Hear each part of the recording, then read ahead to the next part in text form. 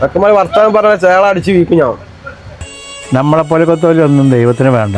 നിങ്ങൾക്ക് എത്ര കാലമായി പണിയെടുക്കാൻ തുടങ്ങിയിട്ട്? ഒരു ലോട്ടറിയെങ്കിലും അടിച്ചിട്ടുണ്ടെങ്കിൽ ഞാനെങ്ങാനും പൈസക്കാരനായാൽ ബന്ധുക്കാരെന്നോ കൂട്ടുകാരെന്നോ സാധാരണക്കാരനെന്നുള്ള കണക്കില്ലാതെ ഭാര്യക്കൊരു കൊടുക്കും. പൈസ പൈസ എന്നെ കൊണ്ട് കഴിയുന്നതും അതിൻ്റെ പുറത്ത് വേറെയും.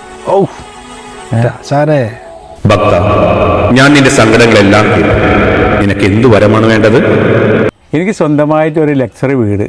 ഈ വയസ്സുകാലത്ത് ഇനി അധ്വാനിക്കാൻ പറ്റില്ല. അതുകൊണ്ട് ഒരു 4-5 കാറ്, ഒരു 5-8 പണിക്കാർ, പാവങ്ങളെ സഹായിക്കാൻ ഒരു ലേശം പൈസ, ഒരു 10 കോടി. അതുകൊണ്ട് ഞാൻ ഉള്ളത് കൊണ്ട് ഓണം പോലെ കഴിഞ്ഞോളാം.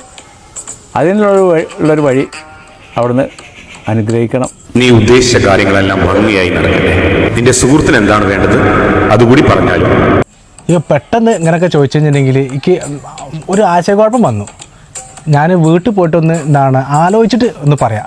അതിനൊരു സാവകാശം തരണം. സന്തോഷം തമ്പുരാനെ. ആശാനെ,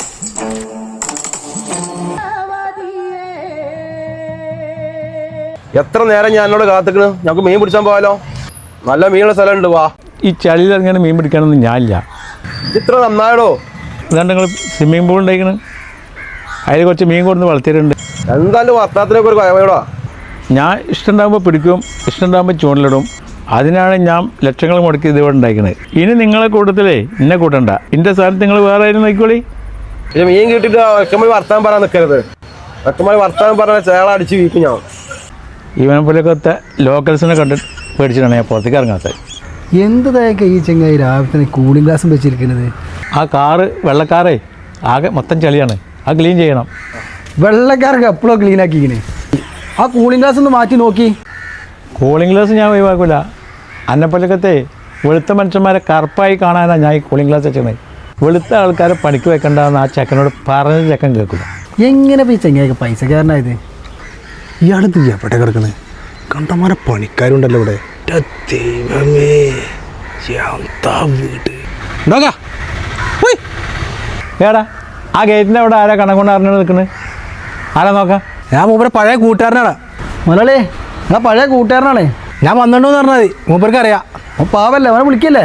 വേണ്ട വേണ്ട വേണ്ട വേണ്ട. 100 കൂട്ടം കാര്യങ്ങൾ ബിസിനസ്സിനെ പറ്റി ചർച്ച ചെയ്യാണ്ട്.